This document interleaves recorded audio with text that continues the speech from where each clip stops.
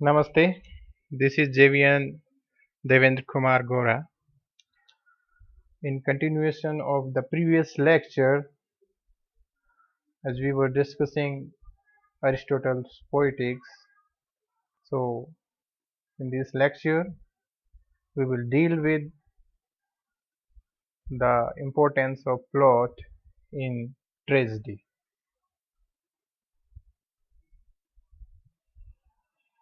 Aristotle devotes attention to an examination of the nature, structure, and constituent element of ideal tragic plot. So, tragedy is the representation of action, and action consists of incidents and events. Plot is an arrangement of these incidents and events. Plot contains the kernel of the action, which it is the business of the tragedy to represent. Hence, we can say that primary importance of the plot and the extended treatment which it receives at the hand of the Greek philosopher plot is the first principle, we can say the soul of the tragedy. We say plot is the soul of the tragedy, and this soul of the tragedy, there can be no tragedy without a plot. So he lists six formative elements of the tragedy. Plot is one of them. Rest are character, thought, melody, diction, spectacles, and of these six he assigned the first place to the plot. More space has been devoted to a discussion of the nature, structure, kind, and constituent elements of a ideal plot than to any other of six formative elements of tragedy.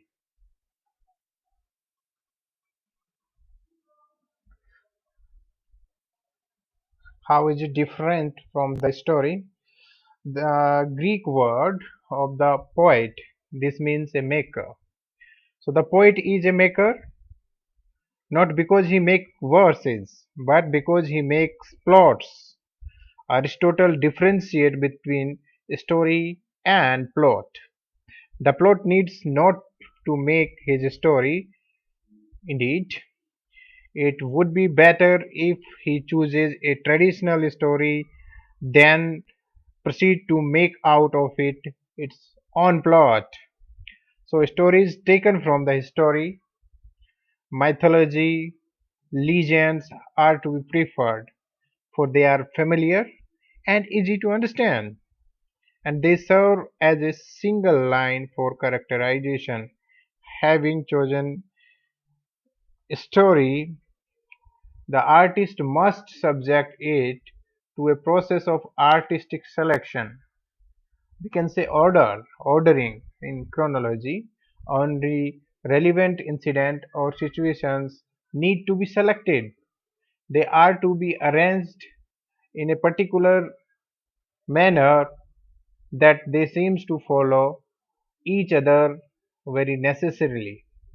Moreover, the incidents chosen that must be quite serious, that is to say it shall be weighty, of some importance, as tragedy is an imitation of serious action. Therefore, it can be said the incidents should be serious, such as are likely to arouse the tragic emotions of pity and fear. So seriousness plays a quite important role in the completeness of the plot. Na- Aristotle gives emphasis on the tragic plot, that he says that it must be complete whole in itself. By complete he means to say that the plot must have its own beginning, middle, and end. It must have a beginning, like it must not necessarily flow out of some previous situation. There must be earlier part of the story, and they may be communicated by the dramatist to the chorus, but the beginning must be clear. Even without them, it must not provoke us to ask why and how. It means there shall be the questions that arouses in us, means why this is happening, how, what is going to happen. The common Greek practice was to give the anecdotes through the prologues. Next point is length. What shall be the size? Means magnitude. Aristotle now discusses the question of the magnitude.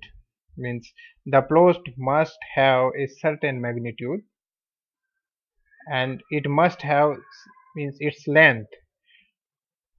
It means the size. It should be neither very small nor very large.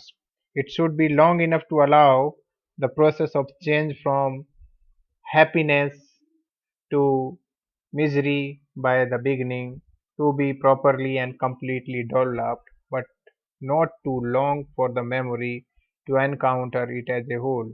It shall not be in number of time. What does happen if it is very long?